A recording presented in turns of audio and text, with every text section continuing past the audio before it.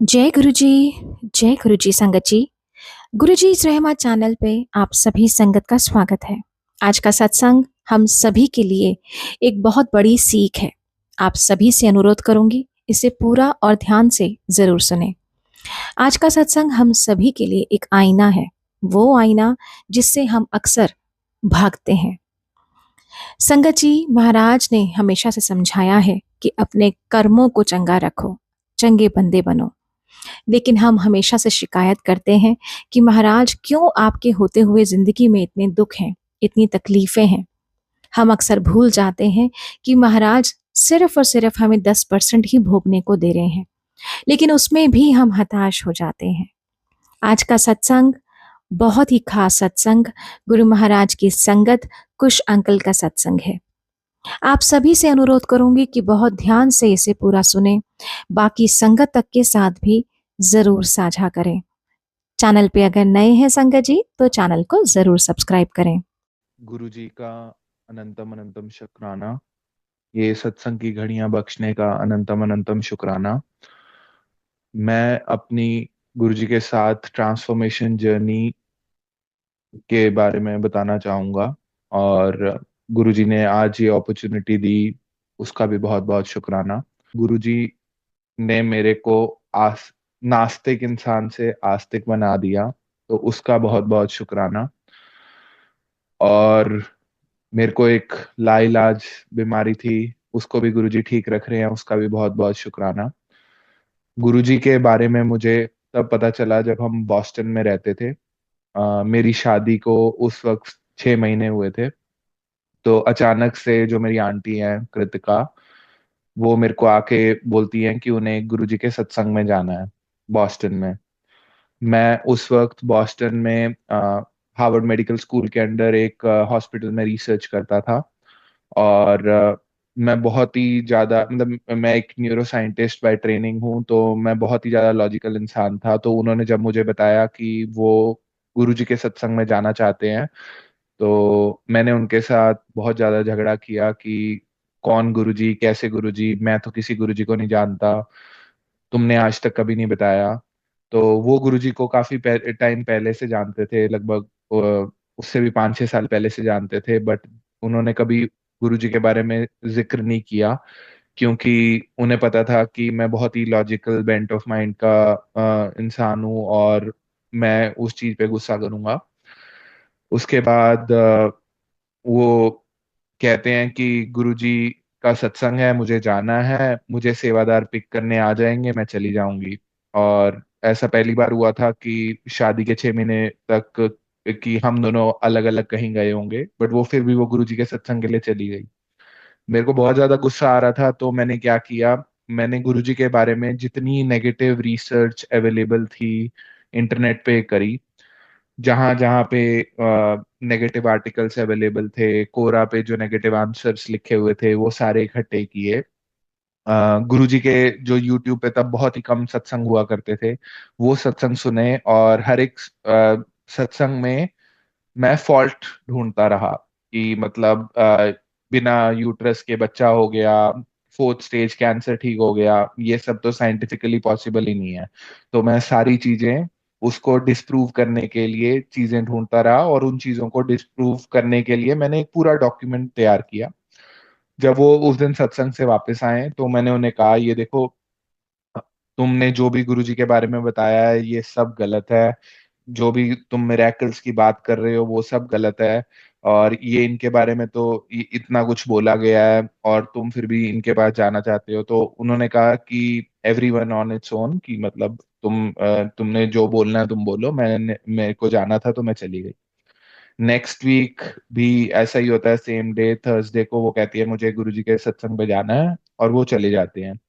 और मैं अगेन, मतलब मेरे को फिर विश्वास नहीं हो रहा कि ये क्या हो रहा है। मैं और ज्यादा उस चीज के बारे में मतलब डिगिंग इन करता हूँ, और गुरुजी के सत्संग सुनता हूँ, ताकि मैं गुरुजी के बारे में उसको कन्विंस कर सकूं कि उसे गुरुजी के सत्संग में नहीं जाना चाहिए, और सब कुछ मतलब ये मनगढ़ंत चीजें हैं। जितने भी सत्संग हो रहे हैं वो भी एक तरह से लाइक उन्होंने पैसे दे के मार्केटिंग वाले लोग बिठाए हुए हैं, वो उनका प्रचार करते हैं, इसलिए सब लोग उनसे जुड़ते हैं। तो मैं उनको यही बोलता जा रहा था। तो उस दिन भी वो जब वापस आए तो वो क्या करते थे, जब वो सत्संग पे जाते थे तो जैसे सत्संग में वहाँ यहाँ पे बॉस्टन में समोसा मिल रहा है, लड्डू मिल रहा है, गुलाब जामुन मिल रहा है, या मतलब खाने में जो भी मिल रहा था उसकी वो फोटो खींच के मेरे को भेजते थे, देखो आज मैंने ये खाया, आज मेरे को ये मिला। तो मैं एक तरफ अपनी सारी, मैं गुरुजी के बारे में इसलिए पढ़ रहा हूँ ताकि मैं उनको डिस्प्रूव कर सकूं, और वो मुझे खाने की फोटो भेज रहे हैं। उसके बाद क्या होता है कि सेकेंड वीक भी जब वो जाते हैं, फिर मैं यही बात बोलता हूँ। मैं उन्हें यहाँ तक बोलता हूँ कि दिल्ली में उस वक्त बुराड़ी कांड हुआ था जहाँ पे 11 लोगों ने आत्महत्या कर दी थी। तो मैंने कहा था सारे गुरुजी वाले जब साथ में बैठते हैं तो वो बिल्कुल ऐसे ही ऐसा माहौल क्रिएट कर देते हैं कि भगवान आएंगे हमें बचा लेंगे, ऐसा कुछ भी नहीं होता है। तो I was very rational, very मतलब लॉजिकल पर्सन जो गुरुजी को डिस्प्रूव करने पे लगा हुआ था। अ, और वो मुझे खाने की पिक्चर भेजती थी, और मुझे खाने का बहुत शौक भी है, और बॉस्टन में अच्छा इंडियन खाना भी नहीं मिलता था। फिर उसने मेरे को बोला, 7 जुलाई आने वाला था, कि 7 जुलाई को गुरुजी का सत्संग है। उस दिन सारी संगत अपना जो बेस्ट खाना है वो बना के लेके आएगी, और तुम्हें कुछ नहीं करना, तुम्हें बस जाके पीछे बैठ जाना है, और तुम एक बार ही चलते क्यों नहीं, लेने भी आ जाएंगे, घर पे छोड़ भी देंगे, बस खाना खाने के लिए चल पड़ो, वहाँ खाना खा लेना, बहुत अच्छा खाना मिलेगा। अब उसने सत्संग की जो फोटोज भेजी थी, मतलब लंगर की जो फोटोज थी, वो काफी टेम्पटिंग मेरे को वैसे भी लग रही थी। तो मैंने कहा चलो, मतलब तब मैं एज अ रिसर्चर, आप तब फ्री फूड के लिए तो इवन सेमिनार भी अटेंड कर लेते हो, तो मैंने कहा कि अब फ्री फूड मिल रहा है, फ्री राइड मिल रही है, तो यहाँ पे भी जाया जा सकता है। तो मैं इस बहाने वहां पे गया। तो वहां पे खाना मतलब वाकई अच्छा था, लोग आपको सामने आके स्नैक्स सर्व कर रहे हैं, चाय सर्व कर रहे हैं, आप बस बैठे हो और आप खाना खा रहे हो, और सारे लोग चुपचाप बैठे हैं। और बस ऐसा मतलब, और मैं पीछे बैठा था अपना फोन चला रहा था। मैं किसी को जानता नहीं, मैंने किसी से बात नहीं करनी, लाइक मेरे को कोई मतलब नहीं है, मैं तो बस खाना खाने आया हूँ। फिर क्या होता है कि सत्संग खत्म होता है, और सारे लोग गुरु जी का बर्थडे था, तो सब लोग कह रहे हैं कि उन्होंने गुरु जी के बर्थडे है तो बहुत ज्यादा खुश हैं, तो उन्हें डांस करना है। तो सारे लोग डांस करने लग जाते हैं। तो मैं कहता हूँ ये देख, ये खाली चेयर पड़ी है, इसके आगे सारे डांस कर रहे हैं, वो भी पंजाबी गानों पे डांस कर रहे हैं, ये सब पागल हो गए हैं क्या? मतलब पहले तो मेरे को बस शक था कि मतलब ये कहाँ जाती है, वहाँ सारे लोग पागल हैं। ये फिर मेरे को यकीन सा होने लग गया कि सारे लोग पागल ही हैं, कि ऐसे क्या कर रहे हैं ये लोग, मतलब कोई इंसान भी नहीं बैठा, पता नहीं किसके लिए नाच रहे हैं, क्यों नाच रहे हैं। फिर वो मेरे को कहने लगे कि भैया तुम भी नाचो। मैंने कहा भाई मैं क्यों नाचूं, मैंने नहीं नाचना, मैं नहीं कर रहा ऐसा कुछ। अब उससे बचने के लिए क्या किया, मैंने कहा मैं आप लोगों की वीडियो रिकॉर्ड कर लूंगा, मैं वीडियो रिकॉर्ड कर लेता हूँ। तो उस दिन बस इस तरह से बच के वापस आ गए। अब वहां पे क्या होता था कि वहां पे एक हफ्ता मतलब कुछ दिन पहले ही पता चल जाता था कि अगली बार लंगर में क्या होगा। उसके बाद जो अगली बार लंगर में था वो उन्होंने कहा कि राजमा होंगे और आलू होंगे, वो दोनों मेरे को अच्छे लगते हैं। तो मैंने कहा चलो यार इस बार भी चल लेते हैं। तो सिर्फ फ्री में खाना मिल रहा है, अच्छा खाना मिल रहा है, तो उसके लिए मैं उससे अगले हफ्ते भी एक और बार गया। मैं जब वहां पे गया, अब फिर वही सारे लोग चुपचाप बैठे हैं, वहां जाके मैं भी चुपचाप बैठ गया। अब करो तो करो क्या, किसी से ना आप बात कर सकते हो ना नेटवर्किंग कर सकते हो, और शबद गुरबानी चल रही है, आपको कुछ समझ में भी नहीं आ रहा है, तो आप क्या करोगे? तो मैंने भी तब आंखें बंद करके मैं भी बैठ गया, कि मतलब मेरे को भी कुछ समझ नहीं आ रहा, तो मैं आंखें बंद करके बैठ गया। अब जैसे ही सत्संग में आते हो, शबद गुरबानी बज रही है और आंखें बंद हैं, तो जब आपकी आंखें बंद होती हैं तो जिंदगी की सारी परेशानियां आपके सामने आने लग जाती हैं, यार ये काम भी नहीं हो रहा, वो काम भी नहीं हो रहा, ऐसा नहीं हो रहा, वैसा नहीं हो रहा।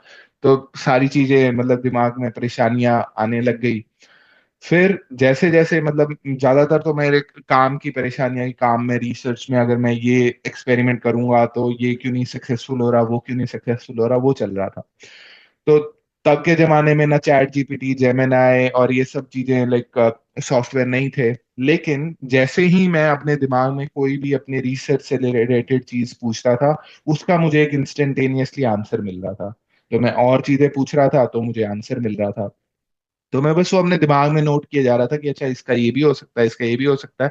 पूरा सत्संग मैंने, जितने मेरे को सवाल थे मैंने वो अपने दिमाग में आंखें बंद करके पूछे, उनके मुझे जवाब मिले। उससे अगले दिन जब मैं काम पे गया तो मैंने जो जो मेरे को जवाब मिले थे मैंने उनको ट्राई आउट किया कि मतलब ये चीज अब मैं ट्राई आउट करके देखता हूँ। तो वो एक्चुअली काम करने लगे। तो मैंने कहा यार ये तो अब देखो खाना भी मुफ्त में मिल रहा है, वो जो काम की चीजें हैं जिनके मतलब जवाब ढूंढने के लिए मुझे बड़ा टाइम लगता है, उनके जवाब भी मुझे बड़े आसानी से मिल रहे हैं। तो एक और हफ्ते जाया जा सकता है। तो उससे अगले हफ्ते मैं फिर चला गया। फिर मैंने ये सेम चीज करी। उसमें मैं और सवाल लेके आता था सारा टाइम सत्संग में, मैं अपने ही अंदर आंखें बंद करके बस मैं सवाल पूछता रहता था कि ये है तो ये कैसे होगा, वो है तो वो कैसे होगा, अगर मैं लाइफ में ये कर लूँ तो ये कैसे होगा। मतलब पहले काम के सवाल हुए, फिर लाइफ के सवाल हुए, मैं बस वही पूछता रहता था और उसके मुझे जवाब एकदम से लाइक चुटकी भर में मिल जाते थे। और मैं इस बारे में सोचता भी नहीं था कि उसके मेरे को जवाब कैसे मिल रहे हैं। ठीक है। तो उससे ये 2-3 हफ्ते तक ऐसे चलता रहा। उसके बाद जब हम उस वक्त यूनाइटेड स्टेट्स में थे तब वहाँ पे इमिग्रेशन की हालत थोड़ी खराब चल रही थी, तो हम सोच रहे थे कि हम कनाडा मूव हो जाएं। तो हम कनाडा मूव होने के लिए आपको एक इंग्लिश का एग्जाम देना होता है, आइल्स का एग्जाम। तो वो आइल्स का एग्जाम बुक था, वो हमारा एग्जाम होना था। तो उससे पहले वाले सत्संग में मैंने कहा अब चलो, अब यहाँ पे इस चीज के भी सवाल के जवाब मिल रहे हैं तो अब इनसे पूछ लेते हैं। मतलब तब ये भी नहीं, तब ये मतलब सत्संग में जवाब मिल रहे हैं ये नहीं कि गुरुजी दे रहे हैं जवाब और गुरुजी से जवाब मिल रहे हैं, ऐसा कुछ भी नहीं। मैं बस जाता था, मेरे को अपने सवालों के जवाब मिल रहे हैं और खाना मिल रहा है, बस दो चीजें। तो मैंने कहा इनसे यहाँ पे जाके ना ये सवाल भी पूछ लेते हैं कि आइल्स के एग्जाम में क्या सवाल आएगा। तो मैं गया, तो मैंने ये भी पूछ लिया कि आइल्स के एग्जाम में क्या सवाल आएगा। तो ये भी ट्राई कर लेते हैं। तो वो सवाल जो राइटिंग में वहां पे दो ऑप्शन होते हैं, एक ऐसे होता है एक लेटर। मैंने दोनों चीजों के सवाल अ, पूछे, दोनों चीजों के सवाल मेरे को पता चले, पता नहीं कैसे पता चले।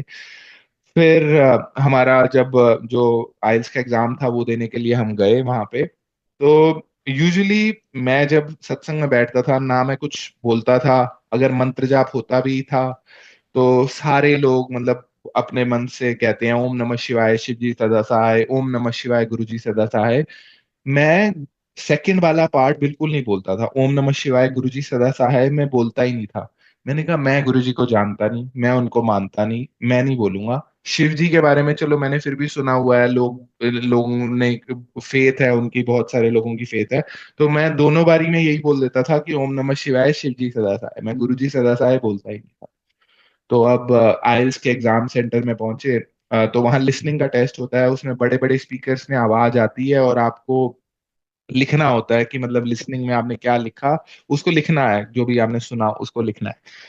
तो वो एग्जाम देते हुए मेरे अंदर से निकले जाए मतलब आवाज आए ओम नमः शिवाय गुरु जी सदा सहाय, ओम नमः शिवाय गुरु जी सदा सहाय। और मैं अपनी मतलब पूरी कोशिश कर रहा हूँ कि मैं, मेरे को वो नहीं बोलना है यार, वो सिर्फ सत्संग में कभी बोलना है तो बोलना है, लेकिन मैं तो वो बोलता ही नहीं हूँ। लेकिन वो अंदर से वो आवाज रुक ही नहीं रही थी। तो मैं वही कॉन्टिन्यूअसली बोले जा रहा हूँ ओम नमः शिवाय गुरु जी सदा सहाय, ओम नमः शिवाय गुरु जी सदा सहाय।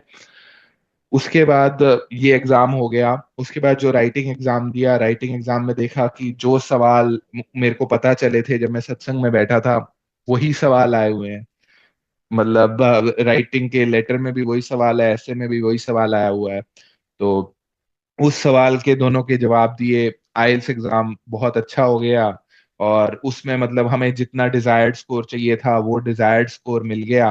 मतलब क्योंकि मेरे को डिजायर्ड स्कोर मिल गया, और उस डिजायर्ड स्कोर के बेसिस पे हमने कनाडा की मतलब परमानेंट रेजिडेंसी की एप्लीकेशन लगा दी बिना, मतलब तब हम यूएस में ही रहते थे, हमने वो एप्लीकेशन लगा दी। और गुरुजी महाराज ने विद इन लाइक 3-4 मंथ्स हमें कनाडा की परमानेंट रेजिडेंसी बख्श दी, तब हम यूएस में ही रहते थे। तो अब ये तो बहुत अच्छा तरीका मिल गया था कि मतलब वहां पे जाओ सवाल पूछो, तुम्हें सवाल के जवाब मिल जाएंगे, सवाल के जवाब भी ऐसे मिल रहे हैं जो तुम्हारे काम आएंगे। तो उस लालच में जाता रहा, खाना मिल रहा है, मतलब 1 हफ्ता, 2 हफ्ता, 3 हफ्ता, मैं बस यही चीज के लिए जाता था। तो 1-2 महीने बीते। 1-2 महीने बाद किसी ने हमें बताया कि बॉस्टन में हम रहते हैं, तो न्यू जर्सी में अमृत वेला सत्संग होता है, वो हर सुबह 4 बजे होता है। तो एक संगत ने हमें कहा कि हम आपको वहां भी ले जाना चाहेंगे, वहां भी बहुत अच्छा होता है। तो हमने कहा ठीक है, चलो वहां पे भी चल लेंगे। तो एक लेबर डे का वीकेंड होता है, सितंबर फर्स्ट वीक में होता है यूएस में। तो हमने सोचा कि उस वाले वीकेंड में जाएंगे, और उस वाले वीकेंड में ही हमें मूव करना होता है, घर भी मूव करने होते हैं। तो हम घर मूव कर रहे थे, तो एक और संगत हमारी मदद कर रही थी मूव करने में, मतलब घर मूव करने में, सामान एक जगह से दूसरी जगह ले जाने में। तो जिन संगत ने हमने ले जाना होता है वो कहते हैं हम नहीं ले जा सकते, तो जो हमें मूव करा रहे होते हैं वो कहते हैं तुम्हारा मन था तो मैं तुम्हें ले चलता हूँ। तो हमारी मूविंग रात को 9 बजे तक खत्म हुई। तो वो कहते हैं कि मैं ना तुम्हें अब 10 बजे लेके चलता हूँ, सुबह हम 4 बजे पहुंच जाएंगे अमृतवेला के लिए, 6 घंटे की लगभग ड्राइव है। तो उन्होंने एक और संगत से पता कर लिया, मैं, मेरी वाइफ और वो संगत, हम 3-4 लोग, 4 लोग मिलके गाड़ी में वहां से मतलब निकलते हैं बॉस्टन से। और मेरे मन में ऐसा आ रहा था कि क्या, तो हमने बॉस्टन में से निकले हम रात को 10 बजे, चारों लोग निकले। और हम वहां से निकलते हैं, तो जो हमारा ईटीए दिखा रहा था वो दिखा रहा था 4:21। तो 4:21 दिखा रहा था, तो जो हमें लेके जा रहे थे अंकल, तो उन्होंने बहुत ही तेज स्पीड में गाड़ी चलानी शुरू करी, तो ताकि हमें वो टाइम से पहुंचा सकें। तो जब वो इतनी तेज गाड़ी चला रहे थे, तो जो एक और मतलब अंकल हमारे साथ जा रहे थे, तो उन्होंने हमें कहा कि तुम सीट बेल्ट लगा लो कि ये बहुत तेज गाड़ी चला रहे हैं। तो हम अभी बीच रास्ते में कनेटिकट ही पहुंचे थे। हमें एक कॉप रोक लेता है, मतलब पुलिस वाला रोक लेता है, और जो हमें लेके जा रहे थे ये उनका पहला पुलिस स्टॉप था। तो यूजुअली यूएस में ये लॉ है कि आपको गाड़ी से नहीं उतरना है, आपको बस अपने डॉक्यूमेंट्स दे देने हैं और वहां पे गाड़ी में ही बैठे रहना है। बट ये उनका पहला स्टॉप था और वो दिल्ली से थे, तो वो हमें कहते हैं कि ना मैं बात करके आता हूँ, और वो गाड़ी से निकलने लगते हैं। जैसे ही वो गाड़ी से निकलने लगते हैं, पीछे से कॉप बोलता है गेट इनसाइड द कार और आई विल शूट यू। तो जैसे ही वो कॉप बोलता है get inside the car I will shoot you, वो गाड़ी के अंदर बैठ जाते हैं। तो फिर कॉप पीछे से आता है कि मेरा मतलब बस ये था कि मैंने ट्रिगर पे हाथ रखा हुआ था और मेरी गोली चलने वाली थी, और you would have been dead, तुम्हें ये चीज नहीं करनी चाहिए। और वो जिस स्पीड पे चला रहे थे, वो कहते वो कहते मैं आपकी स्पीड रिड्यूस कर रहा हूँ और मैं आपको जाने दे रहा हूँ इस बारी। उस स्पीड पे गाड़ी चलाने के लिए आपका ड्राइविंग लाइसेंस सस्पेंड हो जाता है, और आपकी गाड़ी जो है वो मतलब इम्पाउंड हो जाती है। तो वो हमें स्पीड मिनिमाइज करके एकदम छोड़ देते हैं। तो अब लगता है कि वो सब गुरुजी की इंटरवेंशन थी, तो गुरुजी का बहुत बहुत शुक्राना। तो हम निकलते हैं वापस से। हम न्यूयॉर्क के पास पहुंचते हैं, तो हम गैस स्टेशन ढूंढ रहे हैं, क्योंकि गाड़ी में मतलब जो तेल है, गैस है, वो कम हो रही थी। तो हमें मैप पे सारे स्टेशन बंद दिखा रहा है, क्लोज दिखा रहा है। और सडनली जब हम ऐसे घूम रहे हैं, तो हमें एक गैस स्टेशन नजर आता है जहां जो कि ओपन है, और जो कि गूगल मैप्स में नहीं था। नॉर्थ अमेरिका में ये चीज बहुत ही ज्यादा रेयर है कि कोई चीज गूगल मैप पे ना दिखे और असलियत में हो।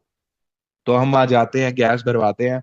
और ये सब होने के बाद, कॉप के रोकने के बाद, गैस स्टेशन पे रुकने के बाद, हम जब गुरुजी के सत्संग में पहुंचते हैं, तो तब टाइम हो रहा होता है 4:21। वही टाइम जिस टाइम पे हमने शुरू, बस जो हमें पहले दिखा रहा था। तो जिंदगी में हम सोचते हैं ना कि ये हम बहुत ज्यादा तेज चला लेंगे, चीजें चेंज कर देंगे, ये कर देंगे, कुछ नहीं होता। जिस टाइम पे पहुंचना है, मेरी ये पर्सनल लर्निंग यही थी कि उसी टाइम पे आप पहुंचोगे अपनी जहाँ पे आप जिस टाइम पे आपका लिखा है। हम सब वहां पे पहुंचते हैं, सब मत्था टेकते हैं। और जैसे ही मत्था टेकते हैं, उसके बाद सारे मतलब चुपचाप बैठ जाते हैं और रो रहे हैं, सारे रो रहे हैं। सत्संग खत्म होता है, जो हम 4 लोग गए थे, हम चारों लोग रो रहे हैं।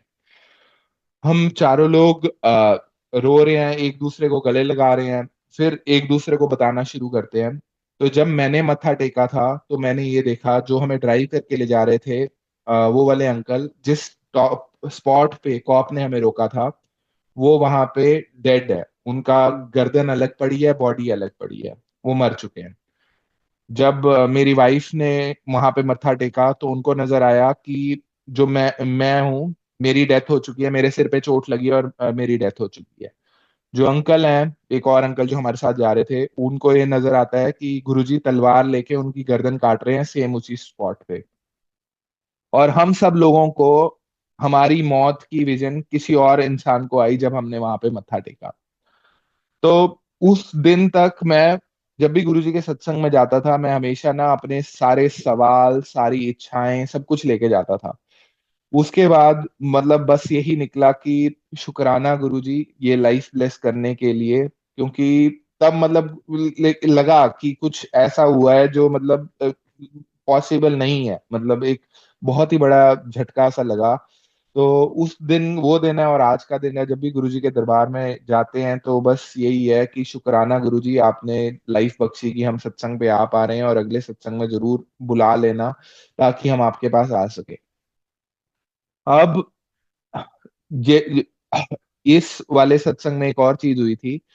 जो अंकल हमें लेके जा रहे थे बॉस्टन से न्यू जर्सी मंदिर में दर्शन कराने के लिए, तो उन्होंने उस दिन हमें, जैसे हम घर मूव कर रहे थे, तो एक स्वरूप दिया था गुरुजी का, उनकी दीवार पे वो स्वरूप लगा हुआ था। और जब वो उन्होंने स्वरूप निकाला था दीवार से, तो उनका जो गुरुजी का जो स्वरूप है, वो यहाँ पर माथे से थोड़ा फट गया था। और हमने बाद में रियलाइज किया कि वो जो माथे पे स्वरूप फटा था, वो उसी जगह पे फटा था जो उनको, मेरी वाइफ को विजन आई थी जब मेरी मतलब वहां पे मतलब उन्हें डेथ की जो विजन आई थी, मेरा सिर भी वहीं से फटा था। तो गुरुजी जैसे सिर्फ मतलब बहुत ही कम कष्ट में काट लेते हैं या अपने स्वरूप के ऊपर ही सब कुछ ले लेते हैं, तो हमने वो मतलब फर्स्ट हैंड में वो चीज देखी। तो इस तरह से गुरुजी के साथ जर्नी कंटिन्यू चलती रही। गुरुजी ने परमानेंट रेजिडेंसी बख्श दी। और जैसे कि कहते हैं कि Guruji is the master planner of everything, मेरी जिंदगी के मास्टर प्लानर गुरुजी हैं, और उन्होंने हमारी जिंदगी उसी तरह से चलाई आगे। फिर सत्संग में मैं जाने लगा, गुरुजी का शुक्राना करने लगा, सत्संग में जाके सेवा भी करने लगा। गुरुजी ने सेवा भी बख्शी वहां पे। हम उसके बाद एक 1.5 साल और रहे, और उसके बाद हमने डिसाइड किया कि हमें कनाडा मूव हो जाना चाहिए। तो कनाडा मूव होने से पहले हमने सोचा एक बार इंडिया हो आते हैं। तो हम फरवरी ऑफ 2020 में मतलब यूएस से इंडिया जाते हैं, ताकि इंडिया में कुछ टाइम बिताएंगे, उसके बाद कनाडा आ जाएंगे। तो मेरे को एक बीमारी है, ऑटो इम्यून डिजीज, जिसको सोरियासिस बोलते हैं। मुझे वो 2012 से हो गई थी शुरू। उसमें क्या होता है कि आपकी जो इम्यून सिस्टम है, वो आपकी बॉडी को अटैक करता है और आपकी बॉडी पे जख्म हो जाते हैं।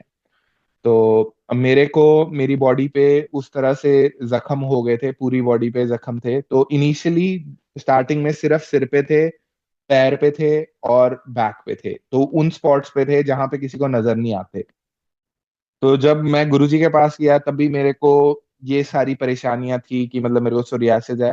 बट मैंने गुरुजी से कभी ये नहीं बोला कि मेरी बीमारी ठीक कर दो, परेशानी ठीक कर दो। गुरुजी के पास जब हम सेवा करने जाने लगे तो अलग अलग रास्ते दिखे, अलग अलग डॉक्टर्स के पास जाते थे। तो उन्होंने कहा इस चीज का कोई इलाज नहीं है, तो मतलब कोई परमानेंट इलाज नहीं है, तो हम वही ले लेते थे। तो जब हम यूएस से इंडिया मूव हुए, तो सबसे पहली चीज जो मेरी छूटी वो थी सत्संग। तो यहाँ पे जब हम बॉस्टन में रहते थे तो हम हफ्ते में 2 बारी सत्संग अटेंड कर लेते थे, 3 बारी अटेंड कर लेते थे। उसके बाद जैसे ही हम इंडिया गए, वहां पे लॉकडाउन लग गया तो सारी चीजें ऑनलाइन शिफ्ट हो गई, जूम पे शिफ्ट हो गई, जूम पे सत्संग होने लग गए। और ऑनेस्टली स्पीकिंग, मेरा जूम पे सत्संग में कोई मन नहीं लगता था, ना मेरे को कोई इंटरेस्ट आता था उस चीज में। तो मेरा मतलब मैं सत्संग भी नहीं सुनता था, शब्द भी नहीं सुनता था। तो मतलब ऑनलाइन कुछ भी नहीं अटेंड करता था, क्योंकि मेरे को इन पर्सन सत्संग ही अच्छे लगते थे। तो जैसे ही मेरे मतलब मैंने सत्संग पे ध्यान खत्म हुआ, उसके बाद मेरी जर्नी ने एक और टर्न लिया। और जो मेरी बीमारी सिर्फ 5% ऑफ द बॉडी पे थी, कुछ पोर्शन पे थी, वो बढ़ने लग गई। मेरे इम्यून सिस्टम ने मेरी बॉडी को और अटैक करना शुरू कर दिया। और विद इन 2-3 मंथ्स मेरी पूरी बॉडी में जख्म हो गए थे। तो उसमें क्या होता है कि आपका इम्यून सिस्टम जैसे आपको अटैक करता है, तो पूरी स्किन पे जख्म हो गए थे, नाखून के नीचे, आईलिड्स में, कान के अंदर, नाक के अंदर, आर्मपिट्स पे, ग्रोइन में, हर जगह, जिस जिस जगह आपकी बॉडी में स्किन हो सकती है, वहां वहां पे जख्म हो गए हैं। और ये जख्म ऐसे होते हैं, ये हील नहीं होते। और एक वाइट कलर की पपड़ी आ जाती है, वो आप आपको उसमें खुजली होती है, तो आप खुजली करते रहोगे, वो निकलेगी, खून निकलेगा उसके बाद। तो ये वाली हालत हो गई थी। और हमेशा मेरे को एक एसी कमरे में रहना पड़ता था, क्योंकि जैसे ही पसीना भी आता था, तो जब पसीना आता था तो वो उन जख्मों पे जाता था, और उन जख्मों पे जाके मतलब दर्द होती थी। तो मैं ना पसीने में मतलब मेरे को एकदम एसी कमरे में रहना है, और वो जख्म हमेशा रहेंगे। मैं कुछ खा नहीं सकता, बहुत ही लिमिटेड डाइट मैं खा सकता हूँ, क्योंकि अगर मैं कुछ भी अलग से कुछ खाऊंगा तो मेरे को और ज्यादा खुजली होती थी। तो मेरी हालत एकदम ऐसे हो गई थी, जो आप मतलब मंदिर के बाहर कोढ़ी देखते हो, जो मतलब भीख मांग रहे होते हैं, बिल्कुल सेम हालत हो गई थी। मतलब पूरी शरीर पे जख्म थे। और मैं एक कमरे में पड़ा रहता था, जो वहां पे मेरा इंडिया में कमरा था, वहां पे पड़ा रहता था। और कोई गुरुजी में विश्वास नहीं, कुछ ऐसा नहीं कि गुरुजी ठीक कर देंगे। तो वो जो नेक्स्ट 1.5 साल ऑफ मेरी जिंदगी था, उसमें अगर घर के दूसरे कमरे में कोई सत्संग कर भी रहा होगा, तो मैं वहां उठ के नहीं जाऊंगा कि मैंने सत्संग सुन लूं, प्रसाद खा लूंगा, ऐसा कर लूंगा। मेरा ऐसा इंटरेस्ट हो चुका था, और मैं बस पड़ा रहता था। और इस दौरान ही एनजाइटी, डिप्रेशन बहुत ज्यादा बढ़ गया था, सुसाइडल थॉट्स आते थे कि अपनी जान ले लो। और मतलब जिंदगी एकदम ऐसी हो गई थी कि आप एक बिस्तर पे लेटे हो और जिंदगी में कुछ भी नहीं है। तो ऐसा 1.5 साल तक चलता रहा। हमने सारे इलाज कराए, आयुर्वेदा, होम्योपैथी, सारे इलाज कराए, उनसे तकलीफ और ज्यादा बढ़ जाती थी। मतलब वो कम होने के बजाय पूरे शरीर में और ज्यादा बढ़ जाती थी। तो कोई इलाज इफेक्टिव नहीं हो रहा था। तो सितंबर 2021 की बात है। सितंबर 2021 में कृतिका आंटी हैं, जो मतलब मेरी वाइफ है, वो मुझे कह रहे हैं कि बॉस्टन मतलब इंडिया में अब कुछ नहीं हो रहा, तो अब चलो कनाडा चलते हैं, कि कनाडा में जाके क्या पता ठीक हो जाए। तो तब तक हम बड़े मंदिर भी नहीं गए थे एक बारी, क्योंकि जब हम इंडिया पहुंचे तो बड़े मंदिर भी बंद हो गया था, और सितंबर 2021 में ही बड़े मंदिर के ई दर्शन के पास खुले थे। तो हम अपनी फ्लाइट की टिकट बुक कराते हैं अक्टूबर 2021 के लिए, कि हम वापस कनाडा आ जाएंगे, मतलब पहली बार कनाडा आएंगे, तो उससे पहले एक बार बड़े मंदिर चले जाएंगे। तो 13 अक्टूबर 2021 को हम पहली बार ई पास लेके बड़े मंदिर के लिए निकलते हैं। तो हम उसके लिए ट्रेन लेते हैं। कुरुक्षेत्र में तब हम रहते थे, तो कुरुक्षेत्र से दिल्ली के लिए ट्रेन लेते हैं। दिल्ली में ट्रेन स्टेशन पे उतरते हैं। मेट्रो स्टेशन पे जाने के लिए लाइन में लगे होते हैं। तो एक आदमी रैंडमली आता है सामने से, लाइन कट करता है और मेरे आगे खड़ा हो जाता है। वो मेरे को बोलता है, आपको सोरियासिस है? मैंने कहा हाँ जी। कहते, आप कितने भी पैसे लगा लो, अरबों खरबों इस पे लगा लो, ये ठीक नहीं होएगा। कहते, मेरे एक दोस्त को ये 35 साल से है ये बीमारी, और उसकी जो हालत थी वो बहुत ज्यादा खराब थी। उसकी जो पहली वाइफ थी, वो उसने उसे छोड़ दिया, सुसाइड कमिट कर ली। जो दूसरी वाइफ थी वो भी छोड़ के चली गई। वो पूरे इंडिया में सारे डॉक्टर्स के पास जा चुका है, इसका उसे कोई इलाज नहीं मिला है। तो लेकिन वो अब सात्विक भोजन खाता है, मेडिटेशन करता है। आप वो ट्राई कीजिए, उससे आप ठीक हो जाओगे, डॉक्टर्स के पास बिल्कुल मत जाइए। तो मेरे को ये बताते हैं, और मेरे को ये कहते हैं, तुम ये चीज ना सारी जिंदगी याद रखोगे, क्योंकि कोई मिला था।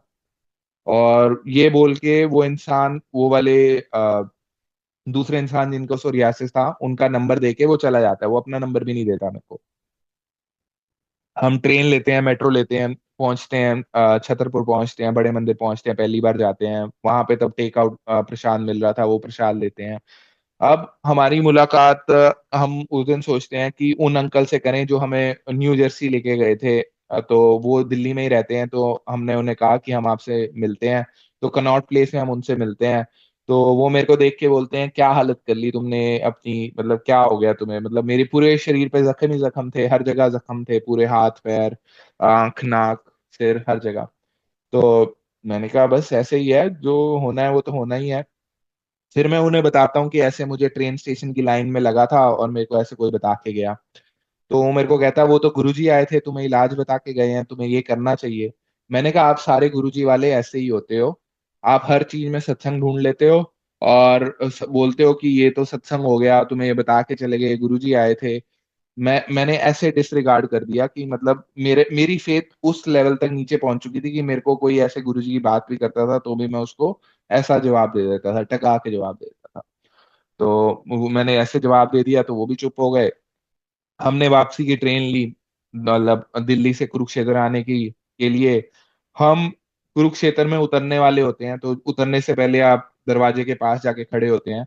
तो हमारी जो राइट साइड की सीट में बैठे थे वो हमारे पास आते हैं और वो मेरे को बोलते हैं आपको सोरियासिस है? मैंने कहा हाँ जी।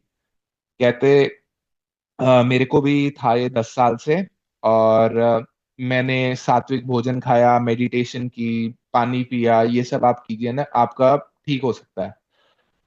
हम ट्रेन से उतरते हैं। हाँ, तो बहुत फिर दोबारा से बड़ा झटका लगता है कि पहली बार जिस दिन बड़े मंदिर गया, उस दिन दो लोगों ने आके, पहली बार तो मतलब ऐसे किसी और ने बताया कि इस इंसान को था, उसने ये किया, वो ठीक हो गया। उसके बाद जिस इंसान को खुद था, उसने भी बताया कि ये चीज करो, ये ठीक हो जाएगा।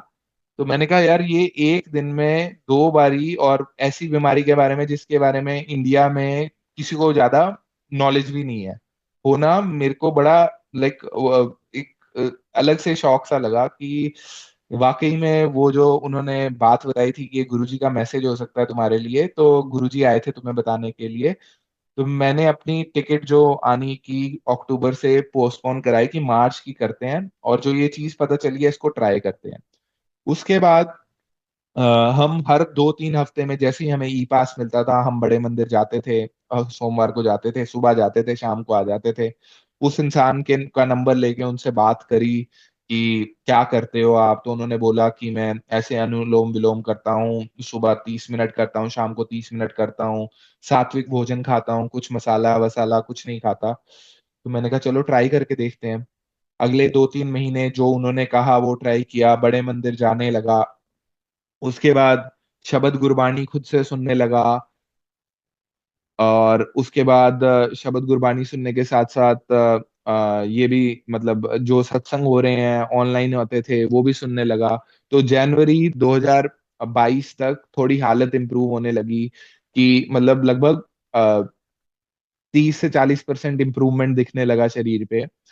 तब भी हालत ऐसी नहीं थी कि आप मतलब कनाडा जा सको, क्योंकि हमेशा यही लगता था कि कनाडा जाना है, वहां पे तो जॉब कैसे मिलेगी, क्योंकि शक्ल पे पूरे जख्म ही जख्म है, तो लाइक कौन ऐसे बीमार आदमी को कोई नौकरी भी नहीं देता। तो मन में यही ख्याल था। तो लेकिन फिर भी जनवरी तक थोड़ा कॉन्फिडेंस आया था कि नौकरी शायद मिल जाएगी, ऐसा कुछ होगा।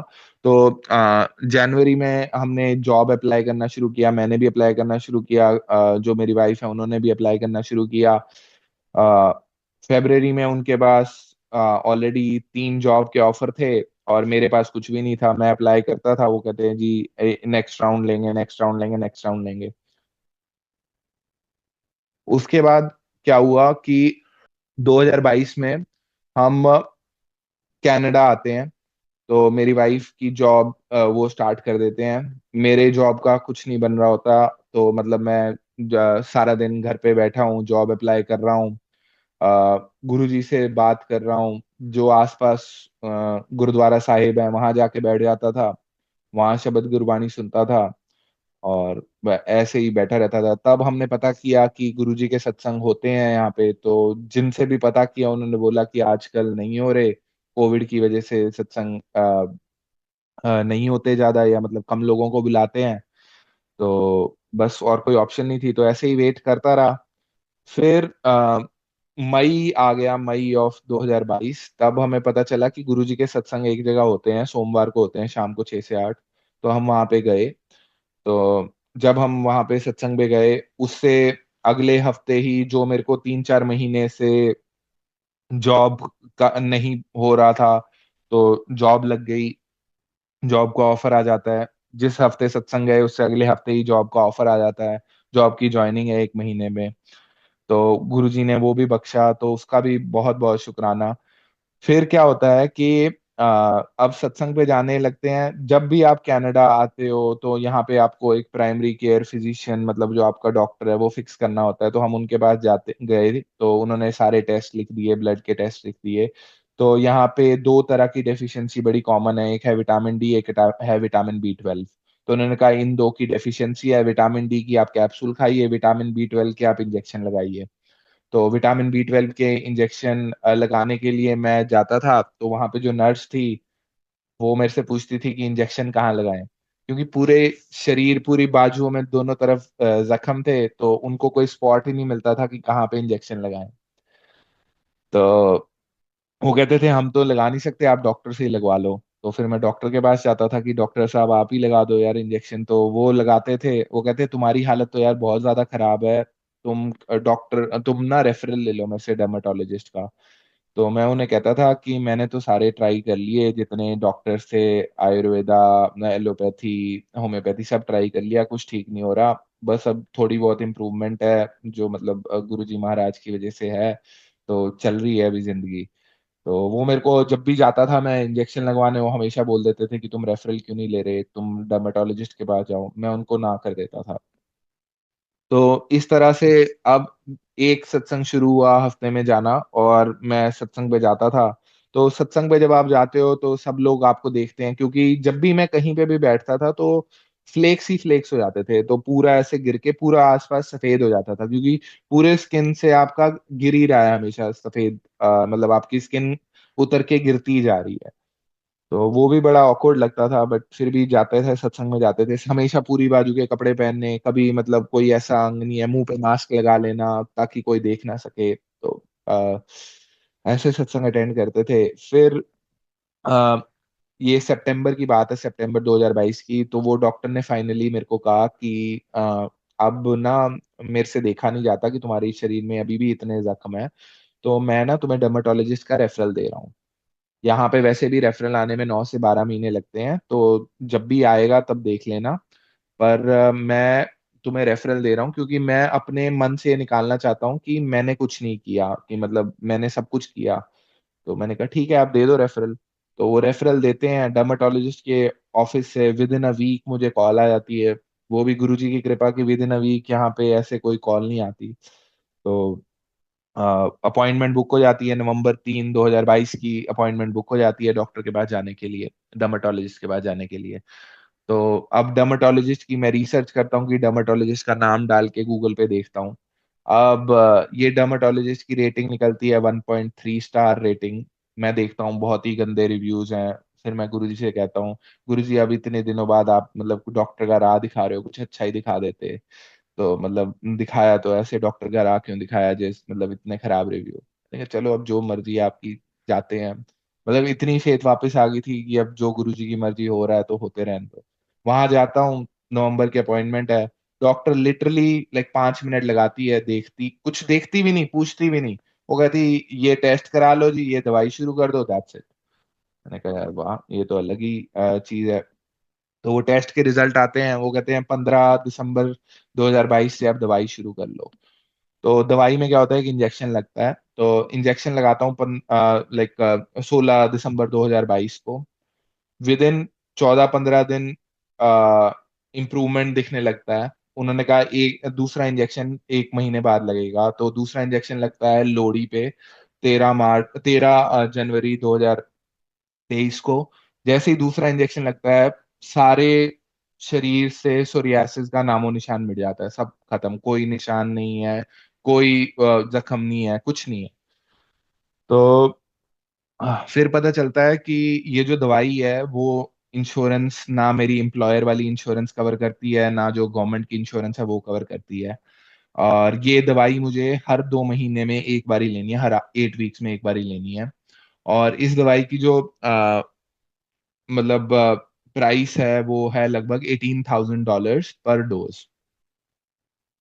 आ, फिर गुरुजी महाराज की कृपा से क्या होता है कि जो कंपनी ये दवाई मैन्युफैक्चर करती है वो ये कहती है कि ये जो दवाई है, this is freely available for you for rest of your life.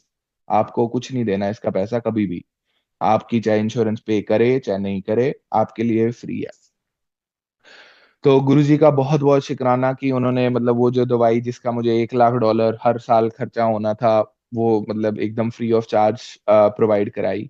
फिर भी जब भी ये सत्संग शेयर करता था कि गुरुजी ने मेरे को हील कर दिया, मेरी बीमारी ठीक कर दी, तो काफी लोगों के मन में आता था कि ना ये तो दवाई से ठीक हुआ है, इसमें गुरुजी का क्या रोल है। खुद को भी कई बार लगता था कि इसमें दवाई से ही ठीक हुआ है, इसमें क्या रोल है गुरुजी का। थोड़ा एक आउंस ऑफ डाउट आ जाता था। ठीक हो गए थे लेकिन फिर भी लॉजिक नहीं जाता दिमाग से। तो मई ऑफ 2023 में यहाँ पे टोरंटो में एक गुरुजी का मंदिर है, वहां पे जाने की ऐसे ही मन से अर्ज आती है, वहां पे जाते हैं। तो वहां पे बैठते हैं तो बहुत सारी चीजें होती हैं। उससे पहले एक और चीज हुई थी वो बता देता हूँ। तो बॉस्टन जाने का मौका मिलता है, हम वापस से बॉस्टन जाते हैं, वहां मैं अपना सत्संग शेयर करता हूँ। देखो, गुरुजी ने मेरे को इतनी पुरानी बीमारी थी, 12-13 साल से थी, वो ठीक कर दी। तो गुरुजी ने लाइलाज बीमारी ठीक कर दी दवाई दिला के। तो वहां पे मुझे एक आंटी मिलते हैं जो मेरे को बताते हैं कि वो ये दवाई 6-7 साल से ले रहे थे और उस दवाई ने उनको इम्पैक्ट नहीं किया जब तक उन्होंने गुरुजी के पास आना शुरू नहीं किया।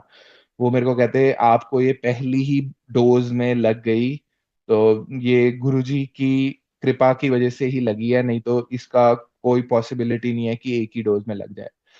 तो तब रियलाइज होता है कि गुरुजी कोई दवाई भी तभी असर करती है जब गुरुजी की कृपा हो। तो गुरुजी ने मतलब दवाई भी ब्लेस कर दी कि ताकि वो मुझे एक ही डोज में लग जाए। फिर अब मैं बताता हूँ कि मैं जब टोरंटो में गया यहाँ पे गुरुजी के मंदिर में, तो वहां पे बैठा था।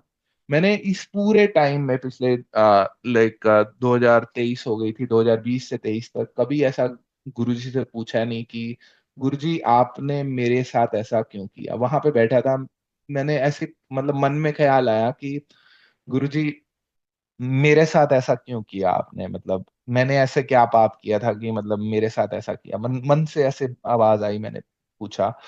तो तब मेरे को विजन आती है कि अ, मैं जब बॉस्टन में था तो मैं रैट्स पे रिसर्च करता होता था। तो मैं रैट्स को हम एक रैट्स को एक रूम में रखते हैं, वहां पे उनके अंदर बीमारी इंड्यूस करते हैं, उसके बाद उस बीमारी का इलाज करने के लिए हम टेक्नोलॉजी बना रहे थे। तो उस पे रिसर्च करने के लिए उनको लेके आते थे, उन पे रिसर्च करते थे और फिर उनको मार देते थे। तो गुरुजी ने मेरे को ये दिखाया कि जिस तरह से वो रैट को तुम रखते थे, मैं भी उसी तरह से जब मैं इंडिया में था तो मैं रहता था। सब कुछ खाने पीने को मिल रहा है, एसी रूम में हूँ। और जैसे उसके बाद रैट्स के साथ मैं मतलब मैंने कम से कम 600 रैट्स को यूथेनाइज किया होगा ये पूरी रिसर्च के लिए।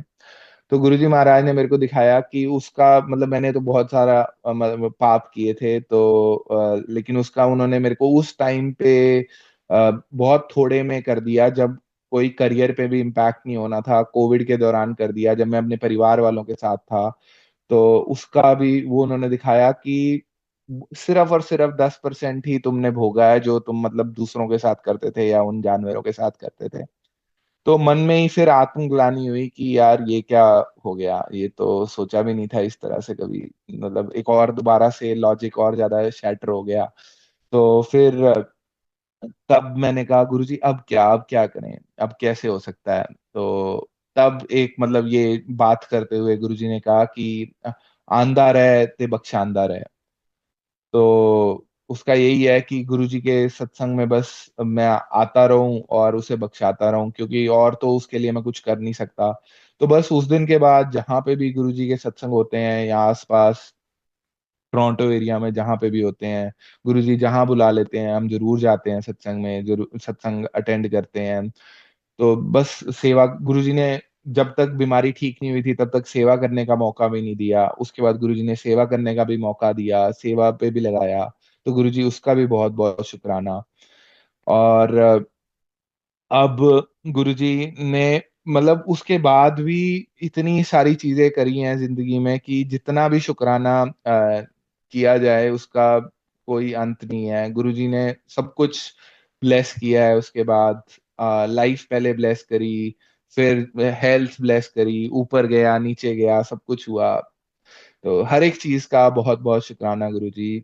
आज जो हैं वो आप ही की वज़ह से हैं, आप ही ने जो दिया है उसी वज़ह से हैं। तो बस आज शायद गुरुजी की इतनी आज्ञा है, तो जय गुरुजी, शुक्राना गुरुजी। गुरुजी इसी तरह से अपनी मेहर बरकरार रखना हमारे ऊपर, कृपा रखना। शुक्राना Guruji. Thank you so much uncle. बहुत ही प्यारा सत्संग हम सभी संगत के साथ साझा करने के लिए। शुक्राना है गुरु महाराज का, जो हर दिन, हर पल, हर क्षण अपनी ना जाने कितनी ही संगतों का कल्याण करते आ रहे हैं। उम्मीद करूंगी कि हमेशा की तरह आज भी संगत को अपनी बहुत सारी उलझनों के, बहुत सारे प्रश्नों के उत्तर ज़रूर मिले होंगे। संगत जी, गुरु महाराज इसी तरह अपनी कृपा दृष्टि हम सभी पर करते रहें, इसी कामना के साथ जय गुरु जी। शुक्राना गुरु महाराज।